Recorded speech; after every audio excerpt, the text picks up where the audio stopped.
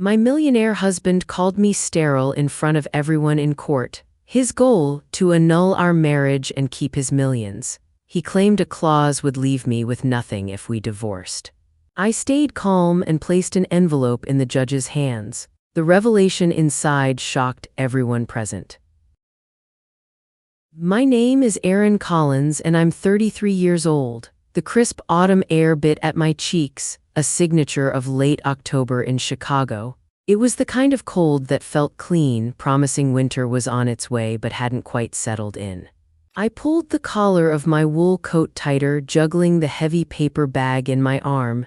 Inside was a bottle of vintage champagne, the kind we only bought for special occasions, and today was special.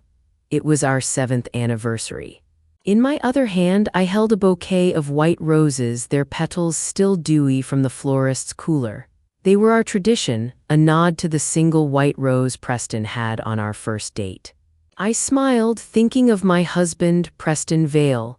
He was a force of nature, a tech founder who'd built a multi-million-dollar company from nothing but an idea and a relentless drive. He was brilliant, handsome, and, I believed with every fiber of my being, my partner in everything. Our life felt like a testament to that partnership. Our high-rise condo overlooked Lake Michigan, its floor-to-ceiling windows flooding the space with sunlight every morning. We'd picked out every piece of furniture together, debated every piece of art on the walls. It was our sanctuary, a quiet, orderly world we had built against the chaos of the city below. Late at night, when the hum of his latest project finally faded, he would pull me close and whisper about the future, about the kids we'd have someday when things slowed down. It was a soft, recurring promise, a thread of hope that stitched our busy lives together. I walked the last block home, the city lights beginning to sparkle around me, feeling a deep, settled happiness. I was secure, I was loved, and I was completely, blissfully unaware that my world was about to be reduced to rubble. I slid my key into the lock, the familiar click echoing in the hallway as I pushed the door open, calling his name into the silence. The condo was quiet, too quiet. A half-empty glass of whiskey sat on the granite countertop, condensation beating at its base. An unease, small but sharp, pricked at the back of my neck. I set the groceries down and walked over to the sink to find a vase for the roses, their clean scent filling the air. That's when I saw it. A woman's coat, a sleek black trench from a designer I didn't recognize, was slung carelessly over the back of one of our dining chairs. A knot of dread pulled tight in my stomach. I tried to reason with it, to tell myself there was a logical explanation. Maybe his sister had stopped by, maybe it was a colleague. But I knew the cut of his sister's coats, and this wasn't one of them. I moved through the living room, my footsteps silent on the hardwood floors. Our bedroom door was slightly ajar, a sliver of warm light spilling into the hallway. Then I heard it, a soft laugh, high and feminine, that was most definitely not mine. My heart hammered against my ribs, a frantic, trapped bird. I told myself to turn around, to walk out the door and pretend I'd seen nothing. But my body wouldn't obey. My hand, trembling, reached out and pushed the door open. The scene that met me was a perfect, brutal tableau of betrayal. Preston was in our bed, the sheets tangled around his waist. And with him was his assistant, a 26-year-old named Jenna Reed. On the nightstand beside our bed was another bouquet of white roses, a perfect, mocking duplicate of the ones wilting in my hand. Time seemed to slow, to stretch and warp. The sounds of the city outside faded into a dull roar. The champagne bottle I'd been carrying slipped from my numb fingers, hitting the polished floor with a sickening crash. The explosion of glass and foam was the only sound in the suffocating silence. Preston looked up, and his expression wasn't one of guilt or shame, it was annoyance. He looked put out, as if I were an interruption. "What are you doing home so early?" he asked, his voice flat. Jenna scrambled for her clothes, her face a mask of panicked mortification, refusing to meet my eyes. Preston sighed, a long, weary sound as he swung his legs out of our bed. He didn't even bother to cover himself. "I guess we need to talk."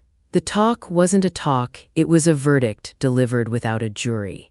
He stood in our living room, wrapped in a silk robe I'd bought him for his last birthday, and calmly dismantled our 7-year marriage. He told me we'd grown apart, that he wasn't happy, that this thing with Jenna was just a symptom of a larger problem. The words were sterile, corporate, as if he were discussing a failed business merger. There was no apology, no remorse. The affair, he explained, wasn't the disease, it was just a side effect of a marriage that was already dead. I stood there, mute, the smell of cheap champagne and shattered glass clinging to the air around me. I couldn't form a sentence. I couldn't even breathe properly. I turned and walked out, leaving him standing there amidst the wreckage. I didn't pack a bag, I didn't grab my purse. I just left, my keys still on the counter next to the whiskey glass. My sister, Sophie Collins, lived 20 minutes away. I don't remember the drive. I just remember ending up on her doorstep, my face numb and my hands shaking so badly I could barely ring the bell. The last image seared into my brain was of the wilting white roses on the floor, their petals scattered across the shards of our anniversary celebration. Within a week, a courier delivered a thick manila envelope to Sophie's apartment. My name was on it. Inside, I wasn't served with divorce papers. It was a petition for an annulment. The language was cold, dense, and utterly incomprehensible. It felt like a document from another planet. My immediate obstacle was a profound, suffocating ignorance. I had no idea what an annulment really meant or why he would choose a path so much more brutal than a simple divorce. My goal wasn't to fight, not yet, it was just to survive the next hour, to understand what was happening to my life. A friend from work had given me a list of lawyers. I closed my eyes and pointed. My finger landed on a name. Monica Patel. The next day, I found myself sitting in her sterile, gray office, the annulment papers spread out on the conference table between us like a declaration of war. She looked at me with calm, intelligent eyes as she explained the devastating, calculated reason for his strategy. My new attorney, Monica Patel, was a small woman with an immense presence. She didn't waste time on platitudes or pity. She radiated a cool competence that was, in its own way, deeply comforting. She got straight to the point, tapping a perfectly manicured finger on a highlighted section of the thick document Preston had sent. "It's about the prenup," she said, her voice even. "Specifically this." She pushed the paper toward me. I stared at the dense block of text, the words blurring together. Monica translated. "You have what's commonly called an heir clause. It's an ugly little piece of work, but it's become more popular in the last decade." She explained it in the simplest terms I could possibly understand. The clause stated that if our marriage ended without a biological child, I would walk away with virtually nothing. My share of our marital assets, the condo, the savings, the investments we'd built together over 7 years, would evaporate. A standard divorce would have entitled me to a significant portion of that, but this clause was designed to slam that door shut. "An annulment is his weapon," she continued, her gaze unwavering.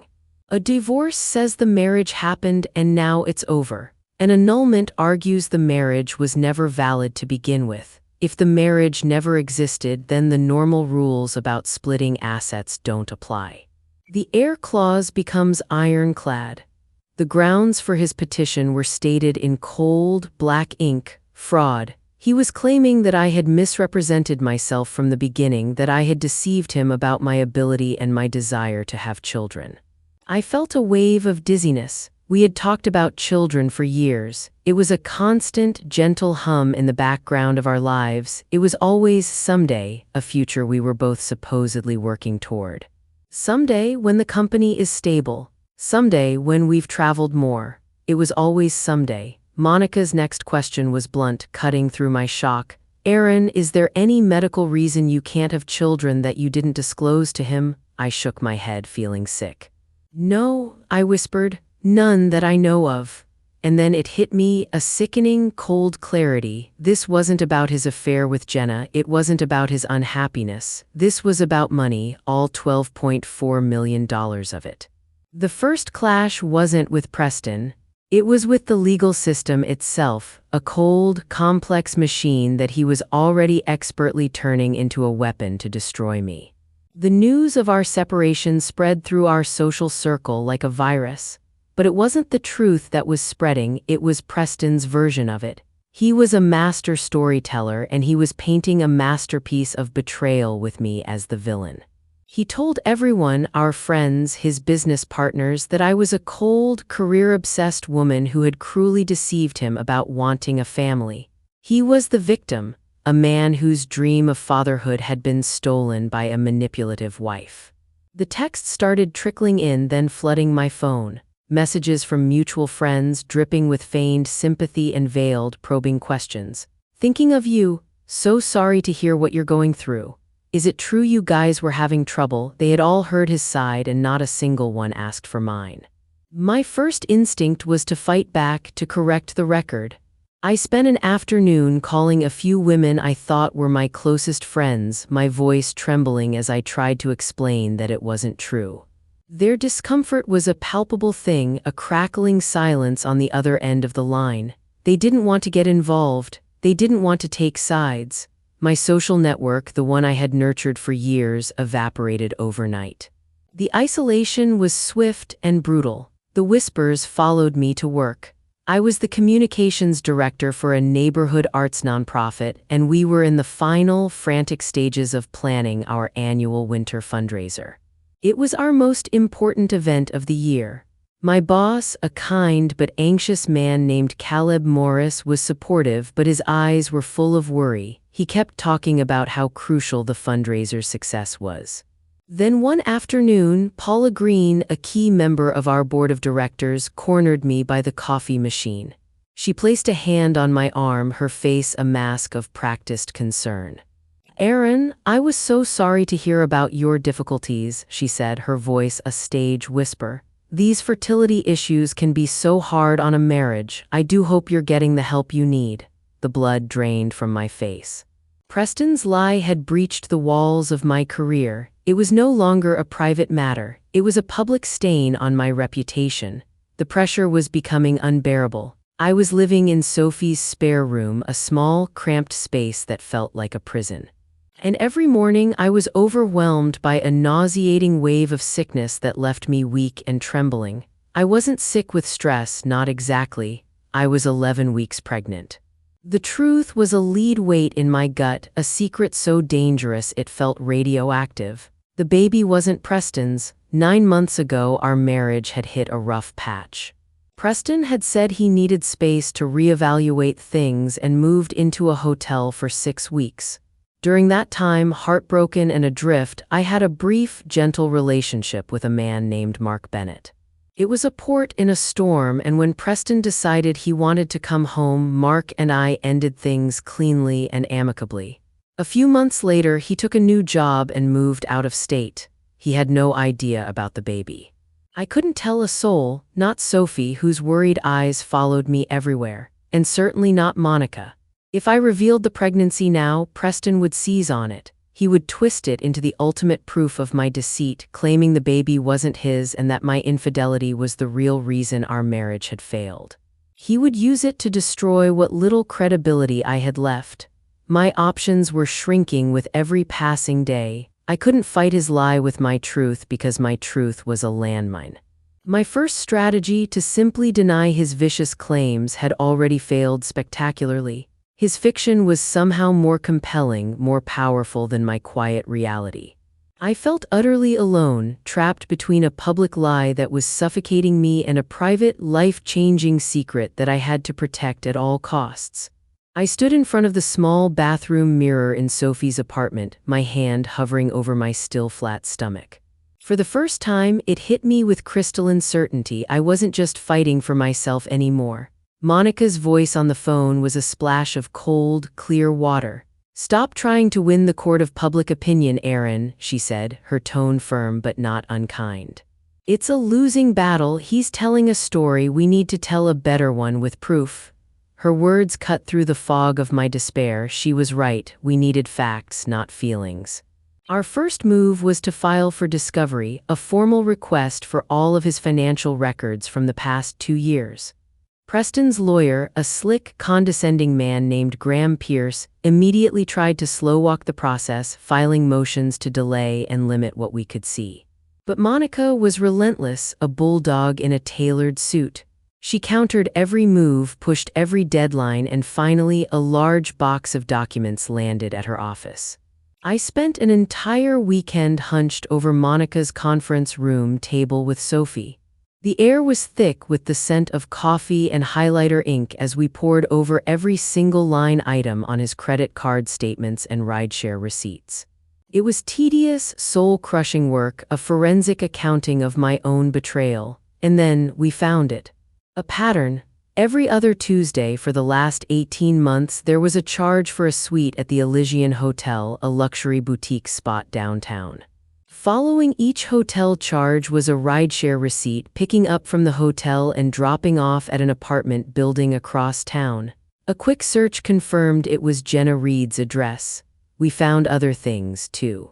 Charges for a diamond necklace from a jeweler I'd never heard of. A first-class trip to Chelum for two, a designer handbag that cost more than my first car. In total, he had spent $38,600 of our shared marital funds on his assistant. It felt like a small, concrete victory. We had proof of the affair, we had proof of the financial infidelity. But as I sat back, a new vulnerability settled over me. This proved he was a cheater, yes. But it didn't disprove his claim that I was sterile. In fact, his lawyer could easily spin this, arguing that my husband had strayed out of pure desperation for the child I couldn't give him. A week later, another envelope arrived at Monica's office from Graham Pierce. Inside was a single sheet of paper. It was a letter printed on the official-looking letterhead of a high-end fertility clinic in Lincoln Park. My eyes scanned the text, my blood turning to ice. The letter stated that I, Erin Collins, had undergone a comprehensive series of tests and had been found to have, and I remember the exact cruel phrase, no viable path to conception. The date on the letter was from 2 years ago. I stared at it, my mind refusing to process what I was seeing. I had never set foot in this clinic. I had never heard of the doctor whose signature was scrawled at the bottom, but my name was spelled correctly. My date of birth was right. It was a meticulous, calculated piece of fiction designed to look completely, damningly authentic. My mind raced, trying to comprehend the sheer malice it would take to create something like this. How could he do it? How could he forge a document so specific, so personal, so deeply cruel? It was one thing to lie to our friends, but this was different. This was a crime. I immediately drove to Monica's office, my hands shaking on the steering wheel. She took one look at the letter and her expression hardened. She examined the signature under the light of her desk lamp. "Something's not right here," she murmured, tracing the loop of the G with her finger. Without another word, she picked up her phone and dialed the clinic. She was calm, professional, introducing herself and asking to speak to the records department to verify a patient document. I held my breath, listening to the one-sided conversation. After a few minutes, she hung up, her face grim. "The clinic's records department just confirmed it," she said, her voice low. "You have never been a patient there. And the doctor whose name is on this letter, he hasn't worked at that clinic in 5 years. The letter was a complete fabrication, a forgery. This wasn't just a nasty divorce tactic, this was fraud. Preston wasn't just ruthless. He was a criminal willing to break the law to win." The pressure at work had become a low, constant hum of anxiety. The winter fundraiser was the financial backbone of our nonprofit. The $250,000 we aimed to raise would fund our arts programs for the entire year. And as communications director, I was responsible for managing the whole public-facing campaign. The forged letter felt like a personal attack, but the fallout from Preston's lies at work felt like a public execution. Caleb, my boss, called me into his office. He looked exhausted. He couldn't meet my eye as he told me he'd been getting calls from donors. Paula Green had been busy spreading her poisonous concern throughout the philanthropic community of Chicago. "Erin, I support you, I really do," he said, wringing his hands. "But the fundraiser's goal is at risk. A few of our biggest patrons are hesitant. They're worried about the optics. He needed me to be discreet and professional, which was code for invisible. I was now fighting a war on two fronts, a legal battle for my future and a professional battle for my survival. The stakes were terrifyingly clear. If I failed at work, I would lose my job, my income, and the last shred of public dignity I had left. It was the only part of my life that Preston hadn't completely destroyed yet. The stress was becoming a physical burden. I'd lost weight I couldn't afford to lose, and the morning sickness was relentless. I had to smile through donor meetings and strategy sessions, pretending to be fine when I felt like I was crumbling from the inside out. That afternoon, I made a decision. I would not be the fragile victim he was painting me as. I would not hide in the shadows and wait for this to pass. I went back to my desk, opened a new document, and began drafting a bold new press strategy for the fundraiser, pouring every ounce of my fear and my fury into the words on the screen. I realized with a chilling certainty that my professional reputation was now inextricably tied to my personal battle. If one fell, the other would surely follow. The forged letter, as vile as it was, had given Monica a powerful opening. In a motion filed with the court, she argued that since Preston had put my medical history at the center of his case, his own history should be subject to the same level of scrutiny. It was only fair. Graham Pierce fought it, of course, calling it a baseless fishing expedition. But the judge, a formidable woman named Harriet Boone, agreed with Monica. She issued an order compelling Preston to release his complete medical records. To be honest, we didn't expect to find anything. We assumed it was a procedural move, a way to apply pressure and show Preston that we wouldn't be bullied. We were wrong. A week later, a single, thin file arrived at Monica's office, sent over by Graham Pierce. I was there when her paralegal opened it. Inside was a one-page report from a urologist dated over a decade ago. I leaned over Monica's shoulder as she read it, my heart pounding a nervous rhythm. The document was a diagnosis from when Preston was 22. The medical language was dense, but the conclusion was simple and utterly devastating.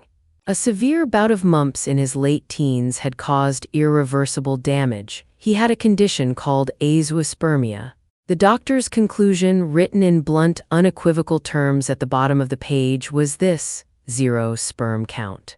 He was, and always had been, completely and permanently sterile. I stumbled back into a chair, the air leaving my lungs in a rush. This was the proof. The undeniable, unshakable proof that I wasn't just being wronged, I had been the victim of a long, elaborate, and unbelievably cruel lie. I thought of all those late-night conversations, his hand on my stomach as he whispered about our family someday. Every single word had been a performance. He knew from the very beginning, before he'd ever even proposed. My first reaction was a flash of white-hot rage that consumed everything else. I wanted to plaster that medical report on every billboard in Chicago. I wanted to scream his secret from the rooftops until my voice was raw.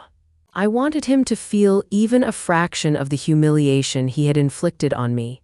Monica, ever the voice of reason, let me vent for a few minutes before she calmly brought me back to earth. "If we show our hand now, he'll find a way to spin it," she said, her voice steady. "He'll claim he was going to tell you, or that he was looking into adoption. His lawyer will muddy the waters. We have to be smarter than that." She was right. This changed everything. We were no longer on the defensive, reacting to his attacks. We were now building our own case, a case to prove his calculated, malicious fraud. In that moment, I had to burn a bridge inside myself. The small, naive part of me that still held a flicker of hope for a quick, quiet settlement, the part that thought maybe he was just a man lashing out in pain, was gone. It turned to ash. I looked at Monica, a new, cold resolve hardening in my chest. "I want to let him walk directly into his own trap," I said, my voice devoid of the emotion I'd felt just moments before. "I want him to say it all in open court, under oath. We made a pact. We would keep his medical record a secret. It would be our ace in the hole, the card we wouldn't play until the very last hand." The ticking clock was now my own body. I was starting to show just a little, but soon my pregnancy would be impossible to hide. We had to get this into a courtroom, and we had to do it fast. My goal had undergone a fundamental shift. I was no longer trying to defend my reputation. I was going to systematically dismantle his. Monica suggested we do our due diligence and verify the old diagnosis. The doctor's name on the report was Alan Mercer. She was a brilliant researcher, and within a day she had tracked him down. He was semi-retired, living quietly in a suburb north of the city, but he agreed to meet with us. I went with Monica to his small, book-lined office. Dr. Alan Mercer, a kind, elderly man with gentle eyes, remembered Preston's case clearly, even after more than a decade. The severity of it, he explained, had made it memorable. He confirmed that the diagnosis was absolute and that Preston's condition was permanent and untreatable. Before we left, he provided us with a new, notarized statement, reaffirming his original findings about Preston's lifelong sterility. Separately, I had my own appointment with my OB, a warm and reassuring woman named Dr. Natalie Brooks. She performed an ultrasound, and for the first time I heard the steady, rhythmic beat of my baby's heart. It was the most beautiful sound I had ever heard. She officially confirmed my pregnancy timeline, creating a medical report that would be crucial. The date of conception fell squarely within the 6-week period when Preston and I had been separated. Armed with both documents, I went back to Monica's office. I took a deep breath and finally told her my secret. "I'm pregnant," I said, the words feeling heavy and real in the quiet room. Monica didn't flinch. She didn't look shocked or judgmental, she just nodded slowly, a thoughtful expression on her face. "Okay," she said, "this gives us a shield and a sword." Our new plan began to take shape piece by brutal piece. We would let Preston build his entire case on the foundation of my supposed sterility. We would let him submit the forged letter. We would let him lie under oath in front of a judge and a gallery of our peers. We would let him commit perjury. Then, at the moment of his greatest confidence, we would present the unshakable, devastating truth. I left Monica's office that afternoon feeling a strange, cold calm settle over me. The game had changed, and for the first time since this nightmare began, I finally understood the rules. The revelation of Preston's sterility didn't just change our legal strategy, it changed me. I was no longer the tragic victim in his carefully crafted narrative. I was the director of its final, explosive scene. Monica and I spent hours in a sterile conference room at her firm, role-playing the court hearing over and over again. She transformed into Graham Pierce, Preston's smug lawyer, her questions becoming progressively more cruel and invasive. "Mrs. Collins, isn't it true you consistently refuse to even discuss fertility treatments with your husband?" she'd ask, her voice dripping with condescension. "Isn't it a fact that your career was always and remains your #1 priority?" At first, I stumbled. The questions were built on tiny kernels of truth he had twisted into weapons, and they still stung. Yes, I was ambitious. Yes, we had postponed starting a family, but the reasons he gave were grotesque distortions. Slowly, with Monica's coaching, I learned to separate the emotional blow from the factual question. I practiced my answers until they were calm, steady, and stripped of all emotion. "That is not correct. My husband and I had many conversations about our shared future. I learned to control my breathing, to keep my hands from trembling in my lap, to look the imaginary Judge Boone directly in the eye without flinching. This wasn't just legal prep, it was the forging of emotional armor. I was building a version of myself who could stand in that courtroom, listen to the worst lies imaginable, and not break. I was committing to a performance. The real me, the scared, overwhelmed, pregnant woman, would have to be locked away. Only the calm, controlled Erin he had unwittingly created would be present. The deeper I got into planning my revenge, the more I had to confront the reality of my future. One night, sitting in Sophie's spare room, I made an irreversible choice. I decided I would not contact Mark Bennett, the baby's father. Sophie found me staring at my phone, his contact information on the screen, and she argued with me. She said he had a right to know, that I shouldn't have to do this all by myself. But I knew what would happen if I brought him into this mess. Preston's legal team, and likely the private investigators I suspected he'd hired, would descend on Mark's life like vultures. They would dig into his past, harass his family, and turn our brief, gentle relationship into a sordid public spectacle.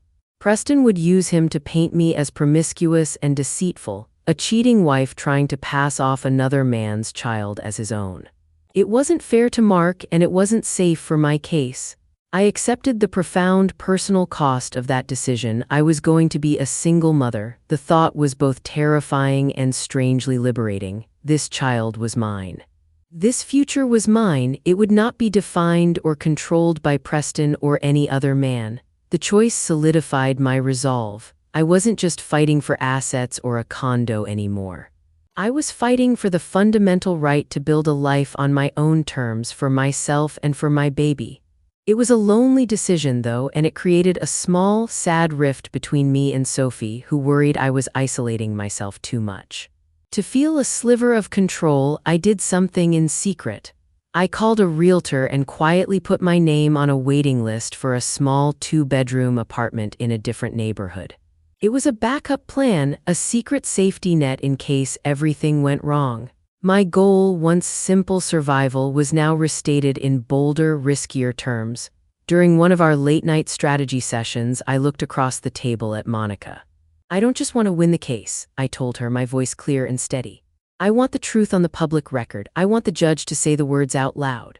I needed everyone who had whispered about me, everyone who had believed his lies, Paula Green, our old friends, my colleagues, to hear from the mouth of a judge that he was the liar and I was the one who had been telling the truth all along. It was no longer about the money. It was about reclaiming my name. The risk we were taking was enormous. If our plan backfired, if Judge Boone didn't allow the evidence to be presented, or if Graham Pierce found some obscure legal loophole for Preston to wriggle out of, I would be utterly destroyed. I'd be publicly humiliated, branded a liar, and left financially ruined right as I was about to have a baby.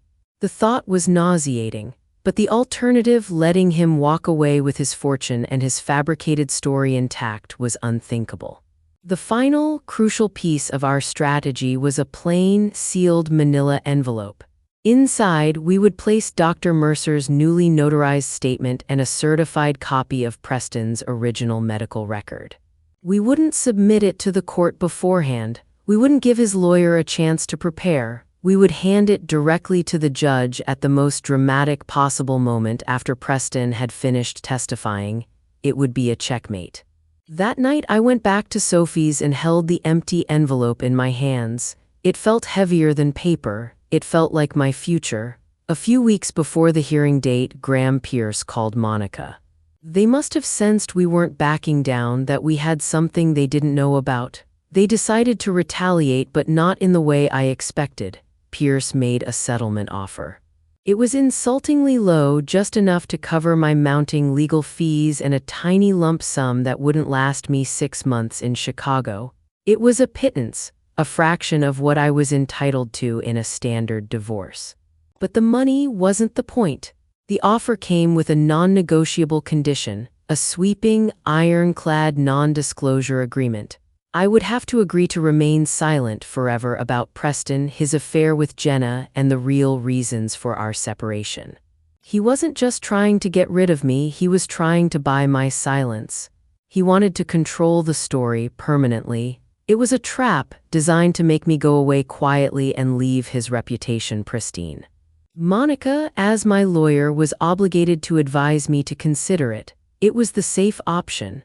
A guaranteed small win versus a potential catastrophic loss in court. She laid out the risks calmly, reminding me of what was at stake if our high-risk plan failed. I thought about the sealed envelope. I thought about him on the witness stand, performing his grief for the children he knew he could never have. I thought of his lies poisoning my friendships and my career. There was no choice to make. "Tell them no," I said to Monica, my voice firm. "Tell them we'll see them in court." The rejection was an act of war, and Preston's response was swift and brutal. 2 days later, my phone rang. It was Caleb, my boss. His voice was strained. "Erin, can you come to the office?" When I arrived, he was sitting at his desk, his face pale. he slid a printed email across the polished wood toward me. An anonymous message had been sent to the entire board of directors, including, of course, Paula Green. The email was a character assassination. It laid out the details of the annulment, painting me as an unstable, litigious, and dishonest person. It heavily implied that my personal drama was becoming a serious liability to the nonprofit, threatening donor confidence just weeks before the fundraiser. It even mentioned my fraudulent claims against a respected local businessman, Preston. My job, which had been my last refuge from the legal battle, was no longer a safe space. It was the new front line. Paula Green, empowered by the anonymous email, had called for an emergency board meeting to discuss my continued fitness to manage the fundraiser's communications. Caleb was apologetic, his eyes full of genuine regret, but his hands were tied. He told me he had no choice but to place me on temporary administrative leave, effective immediately, pending the outcome of the court hearing. A security guard I'd known for years had to escort me back to my desk to collect my personal belongings. I packed my photos and my favorite mug into a cardboard box, the silence of the office pressing in on me. The walk from my desk to the elevator was the longest walk of my life. It was a walk of shame, and I could feel the eyes of my colleagues on my back. Preston wasn't just trying to win in court anymore. He was trying to ruin me everywhere. The isolation hit like a physical thing. After they escorted me out of the office, I thought the worst was that I'd lost a job. I didn't expect the way the city itself seemed to turn away. My phone kept buzzing with texts of concern from people who'd once been casual friends. Their words were polite but distant, like someone passing you on the street and pretending not to recognize the face. I spent days in Sophie's spare room watching the news on her tiny television, feeling like I was watching a version of my life that belonged to someone else. The empty walls closed in. I cycled between fury and a raw, hollow panic that made my hands shake. The nausea had become part of my day now. The pregnancy made everything sharper and more fragile. Sophie caught me one evening on the floor of her tiny kitchen, my head spinning against a cupboard door, the cardboard box from my desk still taped and half full on the table. I'd been holding onto secrets like ballast, and the seams were starting to split. Tears came out of me in a rush, the anger at Preston, the humiliation at the office, the fear that I was about to be left destitute with a baby on the way. I couldn't keep the rest in. I told her everything. I told her about the forged letter, about the hotel receipts and the credit card charges, about the medical file that said Preston had no sperm, about Dr. Mercer's notarized statement sitting in a sealed envelope in Monica's safe. I told her about Mark and the 6-week separation and how I'd decided not to contact him. I told her I was 11 weeks pregnant. She listened without interruption. Her hand on my knee was steady and sure.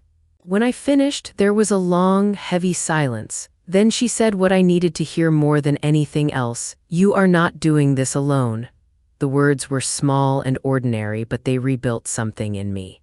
She promised she would be in court. She promised she'd sit in that gallery and look at me when it mattered. She arranged with her employer to take a day off, no questions asked.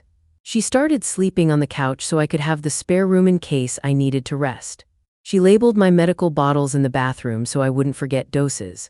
Her presence was practical and fierce, nothing theatrical, groceries left in neat piles, a mug of tea waiting on the table, a stack of legal pads where she'd taken notes while I talked through testimony points. It was enough. It steadied me. When the dark tides of doubt rose, Sophie was the breakwater. I could feel my resolve knitting back together around her promise. After that, I noticed the little things that meant someone was paying attention. At first, it was a parked car that seemed out of place, an unmarked black sedan that stayed across the street from Sophie's brownstone for hours. Then a notification on my laptop popped up. An attempt to access my personal cloud account from an unrecognized device. I shrugged it off at first, blaming sloppy passwords or coincidence. But I kept seeing the sedan on the corner as I left for the grocery store or the pharmacy. Once, a man in a gray hoodie lingered too long on the stoop across from the building. When I looked directly at him, he lowered his camera and pretended to tie his shoe. My skin crawled. The morning, a stranger stood in the distance with a zoom lens and began taking pictures of me as I walked to the corner store. Something in me went cold. I hadn't told him or anyone where I'd bought the chamomile Sophie liked or which corner we used for trash recycling. He watched me out of focus like a specimen. When I glanced back, he hopped into the black sedan and it peeled away. I called Monica immediately, hands trembling, and she told me not to respond to anything that felt like intimidation, to note license plates, to report the intrusion to the police. She put in a request to the court for an order that no private investigators be allowed to harass me or my family. But orders don't stop people who have already decided to cross lines. I started double-checking all the locks in Sophie's place, tucking my phone into a different part of my bag so it wouldn't be tracked, moving in slow circles whenever I had to go outside so I could see if anyone was watching. The city felt smaller and more dangerous. I'd grown up thinking nerves were something you controlled. Now my body signaled danger in a way I couldn't ignore. All of it felt like a prelude. Whoever was watching wasn't looking for my forged clinic letter or the condo keys. They were looking for anything to turn my private life into public ammunition. Mark's name, a hint of the pregnancy before I chose to reveal it, a stray text that could be reworked into a scandal. It felt personal in a way that made my skin go taut. Preston wasn't content to fight me in a courtroom. He was trying to root through the corners of my life to turn my past into a weapon. I stopped going for walks alone. I started asking Sophie to run errands in pairs with me. At night, I left the curtains drawn and turned the small lamp in the living room low, as if a tiny light could ward off something watching the street outside. Then Monica called with news that felt like a punch. Preston's lawyer had filed a supplemental declaration from a witness. The witness was his sister, Hannah Vale, a woman I used to see at holiday dinners, someone who'd once smiled at me in family photos. In Graham Pierce's filing, Hannah claimed I had confided in her years ago that I never wanted children and that I believed motherhood would ruin my body and my career. The sentence on the page read like a betrayal carved into stone. My throat closed up. I could almost hear Hannah's voice from old gatherings offering perfunctory congratulations at promotions or baby showers for other people, and I imagined the casualness with which she'd made up that lie. It wasn't just that she'd chosen Preston's side. It was that she'd made a story up and presented it as fact in court, a sworn statement designed to corroborate his claim that I'd deceived him from the start. I felt like the last gate had slammed behind me. People I'd welcomed into my life, people I trusted enough to share coffee and small domestic moments with, had joined him in manufacturing the narrative that destroyed me. The cold, rational part of me wanted to draft a pointed response, to call out the inconsistency, but the rest of me felt hollowed out by the intimacy of the betrayal. If Preston had been willing to forge clinic letters and hide medical records, having his sister lie under oath proved he had constructed a whole support system around his deception. There was no more room for sympathy. The part of me that hoped for half-hearted apologies was dead. The game had moved from sting to systemic. It hardened something in me that had been tender and raw. I thought about how those family dinners used to feel safe, how Hannah used to laugh lightly at my jokes while reaching for the roast. All of it now read as theater. Monica's voice was steady when she told me what the filing meant. "This is character assassination," she said. "They'll try to use her to establish a pattern. We'll bring witnesses who remember your conversations and your plans." But the law needed witnesses and dates and receipts. It couldn't unmake the way people sank their teeth into stories. I swallowed a quiet fury and reminded myself of the sealed envelope in Monica's file. Hannah's statement was loud and vicious, but it was still a lie. It would be destroyed by truth if I held my nerve. The night before the hearing, sleep felt like an illusion I was no longer permitted. I lay awake on Sophie's couch with the windows cracked a fraction, the April air carrying a faint smell of the lake and late-night traffic. The sealed envelope sat on the small side table within arm's reach, ordinary and terrible in its plainness. Every so often my fingers inched toward it and then pulled back, as if touching it would make the moment happen sooner. I had rehearsed and rehearsed with Monica until my responses were calibrated to a monotone, but rehearsal couldn't steady that tight band of fear in my stomach. I paced the tiny apartment, fingering the edge of the envelope through its manila paper, trying to imagine the second I would hand it to Judge Boone. I'd laid out the dress I planned to wear, a simple navy sheath with sleeves modest enough that no one could read anything into them.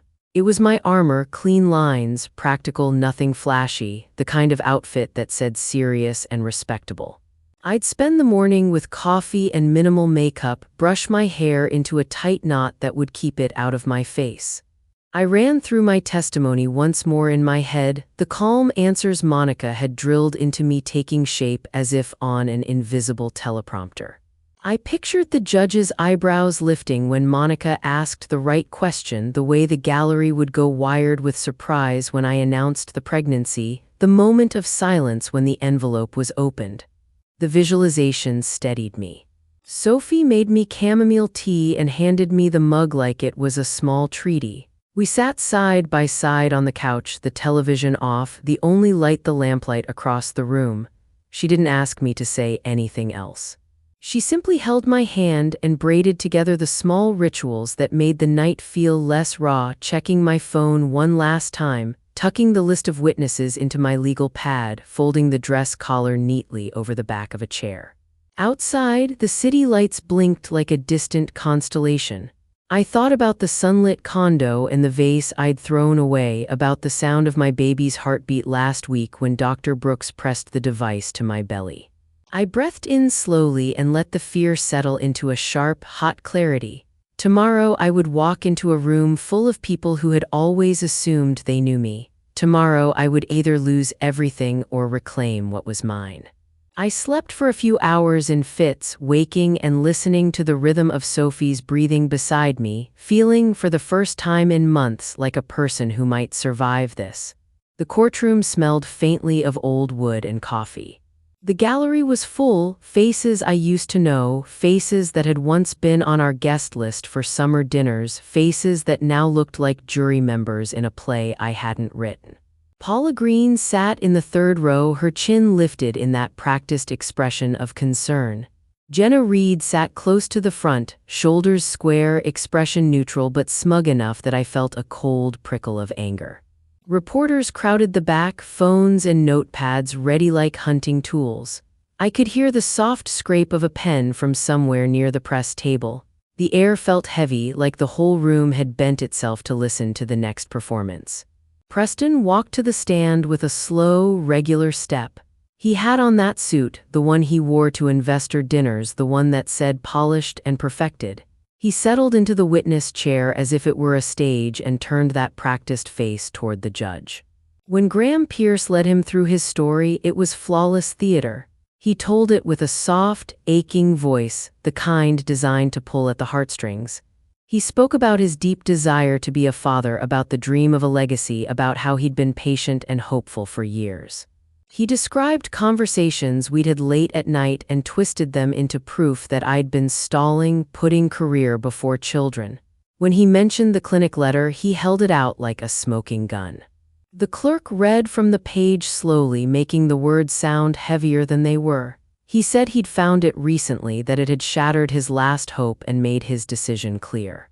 Watching him, I felt something like a physical pressure on my chest. He was sad and wounded and noble all at once, a man betrayed. The judge nodded in a way that made my stomach drop. Around me, people checked their phones, whispered. I could almost feel the verdict forming in the air before the judge had even said a word. Graham Pierce closed his questioning crisply, as if he'd just served a well-crafted meal and now expected a polite compliment. He painted the picture clearly: a marriage built on a lie, a man robbed of fatherhood, and a woman who'd concealed the truth. The color drained from my hands. I felt small and exposed, like an animal under a magnifying glass. His last question to Preston landed like a closing note. Then Graham looked over at Judge Boone and asked for the annulment, for the judge to wipe the slate clean as if none of this had ever really been a marriage at all. The room hummed with that possibility, and for a terrifying second it felt like he might win. When Graham Pierce called my name, his voice was polite and thin, the tone lawyers use when they're trying to sound fair while hurting you. I rose and walked to the stand with the practice steps Monica had had me rehearse 100 times. The lights seemed brighter, the microphones more intrusive. He began with things that felt like small stones, tossing them one by one to see how I'd flinch. "Miss Collins, isn't it true you promoted your career at the nonprofit and that you prioritized your work?" he asked, leaning into the question like a con man leaning into a mark. "Did you ever seek fertility treatment? Did you ever talk about adoption?" His questions were surgical, designed to expose cracks. I answered the way Monica had taught me, calm, measured, clipped of feeling. "No, that is not correct," I said when he suggested I'd refuse treatment. "My husband and I discussed our future many times." But my rehearsed lines felt thin next to Preston's tearful testimony. His performance had given the room permission to believe him first and me second. Every word I said sounded small beside his big, polished sorrow. I felt that old, familiar ache, the core wound that had started in ways too small to name, being spoken over in meetings, being told my emotions were too much, the slow accumulation of moments when people assumed they knew me better than I knew myself. Sitting up there under hot lights and soft stares, it all exploded into a single burning sensation of not being heard. Judge Boone's face was nearly unreadable. For a moment I thought she believed the portrait Preston had painted. I watched Sophie in the gallery, her hand gripped mine so tightly later I'd find the dent of it under my skin. The lawyer finished his line of questioning and leaned back, satisfied. He asked the judge to grant the annulment to correct the injustice done to his client. The air in the room tightened like no one had breathed for a while. It was all sudden and total. The humiliation, the doubt, the noise of a life being rearranged around a lie. For all that weight, there remained a single fragile hope, the sealed manila envelope on Monica's table. It was a small thing in a big room, but it felt like the only tangible thing between me and ruin. Judge Boone looked from my exhausted face to Preston and asked, in the quiet, careful voice she used at the bench, "Does the respondent have anything further?" For a moment I froze. The question planted itself like a seed, and I felt the whole courtroom line in. Monica rose slowly, her expression composed, and said, "We do, Your Honor." She turned to Preston, who had that momentary, man-made look of wounded pride still on his face. "Mr. Vale," Monica asked, clear and steady, "you have testified that your primary reason for seeking an annulment is that Mrs. Collins is unable to give you a child. Is that correct?" Preston straightened as if he'd been preparing for this question his whole life. He inhaled and spoke with a quiet certainty that sounded rehearsed. "Yes, that is correct," he said. "It's the truth. It's all I ever wanted." Monica continued, laying out the point with surgical calm. "And do you believe Mrs. Collins is solely responsible for your inability to father a child?" He swallowed and answered plainly, "Yes. She is the reason." The words hung in the room like a verdict in miniature. He had said it in front of everyone, under oath. That detail mattered in a way I couldn't allow myself to feel at first. Then, in a voice that came out steadier than I felt, I stood and said the sentence that had sat in me like a held breath. "Your Honor, I am 11 weeks pregnant." The gasp was immediate and collective, like a single animal sound. Heads turned, cameras clicked. Preston's face was paper-white, the actor's mask he wore seemed to crack. Jenna's expression shifted from smug to something unreadable. Graham Pierce sprang up, voice sharp, "Objection, Your Honor, relevance." "This is a desperate maneuver." Judge Boone held up a hand and, almost without missing a beat, told him, "Sit down, Mr. Pierce. Let her speak." I felt my heart hammer against my ribs as Monica handed me the small report from Dr. Natalie Brooks, my OB. I could see her lips move without sound as she confirmed the dates. The paper in my hands felt like a compass. Monica moved with the calm certainty of someone who had rehearsed this moment as often as I had. She laid out the medical report that matched the timeline to the 6-week period Preston had been absent. Then she started to introduce the other facts we had spent weeks assembling. The hotel receipts, the rideshare records, the charges that added up to the trips and gifts he had bought for Jenna Reed. The facts lined up like stepping stones across a river. She also presented proof that the clinic letter Preston had used was a forgery, the clinic's own denial, their records showing no patient by my name. Preston's face contorted as he tried to speak, to insist the baby couldn't be his and that my pregnancy proved my unfaithfulness. Monica let him sputter a moment, then turned to the judge with a steady voice and said, "Your Honor, Mr. Vale's argument that he is the victim rests entirely on one final, crucial lie." She picked up the sealed manila envelope from the table at her side and held it like the last card in a game. The room went very still. Monica walked toward the bench and handed the sealed manila envelope to Judge Boone with the kind of calm that comes from doing something 100 times in your head but never in real life.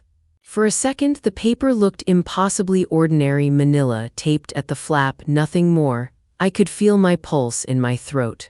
Preston's face had already gone a weird, collected gray, like someone had drained the color out of him. He finally understood the trap was closing. Judge Boone slit the envelope open with a small silver letter opener the clerk produced and read the papers inside. Her voice was steady, the kind that comes from years of reading lists and names and keeping order. She read the urologist's original note, the language plain and hard. 0 sperm count, diagnosis confirmed, prognosis permanent. She paused, and I heard a small intake of breath from somewhere near the gallery. The words landed in the room like stones. Then the judge read Dr. Mercer's notarized statement, his clear handwriting and formal tone confirming what the old report had said. Monica had done everything she could to make the documents simple and undeniable, and they were. Judge Boone looked up from the papers and held the forged fertility letter in her hand. She quoted the clinic's denial that I had ever been a patient, how their records had no file for me, and how the signature didn't match their former physician's known scrawl.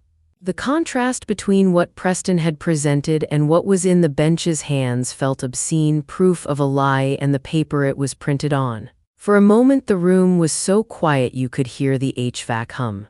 Preston tried to speak. He fumbled, then faltered, then closed his mouth. Jenna, who'd sat like a silent statue the whole time, suddenly seemed to shrink into her seat. People in the gallery whispered, but it sounded like they were underwater. Monica didn't smile. She just sat down, breathing evenly like someone who had placed a match where it mattered most and now waited for the light to take. Judge Boone set the documents down, looked directly at Preston and then at the clerk. The clerk nodded and made a note in the file. The silence broke with the judge's voice, which was neither theatrical nor cruel, it was simply precise. She told the court she had read the evidence and found it damning. The sealed envelope had done exactly what we'd hoped. It turned a manufactured story into a record of deliberate deceit.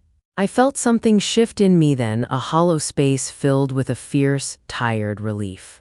The truth was out, and in that small, bright moment I knew nothing would be the same again. When Judge Boone finally spoke the judgment, her voice was cold and exact. She dismissed the annulment petition with prejudice, meaning it could not be brought again, and converted the matter to a standard divorce. She explained, in plain terms the room could understand, that the court found Preston's conduct extreme and malicious, that fabricating medical documents and hiding his own diagnosis were acts that could not be tolerated. The judge awarded me the condo and the majority of the shared assets, saying the prenup's heir clause could not be used as Preston had tried. She also ordered that the matter be referred to the district attorney's office for possible charges of lying under oath and fraud. Preston sat on the stand like someone who had been stripped of a costume and found himself naked. His lawyer looked as if he had been punched. Reporters who had spent weeks hunting for a scandal now rushed the cameras and questions toward Preston, the man who had once been the center of that same attention. He had the look of someone who had watched the ground shift under his feet and realized too late the architecture of his life had been built on lies. Outside the courthouse, the scene felt oddly reversed. Where the press had once surrounded me with pointed questions and collars of accusation, they now swarmed Preston. I walked past them with Sophie at my side. Her hand on my back steadied me. Caleb called an hour later, voice full of apology and relief. The board had dismissed Paula Green. People we had feared would never speak to me again were calling to pledge support for the winter fundraiser. Donors who'd been hesitant suddenly wanted to help, eager to right a wrong. Caleb told me my job was waiting and that the fundraiser was back on. The cost was still visible. The marriage was gone, so was a large circle of friends, and my privacy had been shredded, but the verdict felt like a clean, sharp reclamation. I had my life back in a way I hadn't expected to be able to claim. The week after the hearing, I moved back into the condo. It was the same space that had once felt like a stage for someone else's life, but now it felt different, quieter in a good way. The first thing I did was throw out the cracked vase that had held Preston's white roses for Jenna. I carried it down to the recycling bin and watched the pieces clink inside like small admissions. I bought a pot of bright green ferns and set them where the roses had been. The plants looked ridiculous and stubbornly alive, and the sight of them made my eyes sting. I spent the weekend rearranging furniture, packing away things that belonged to him and leaving what I loved where it made sense to me.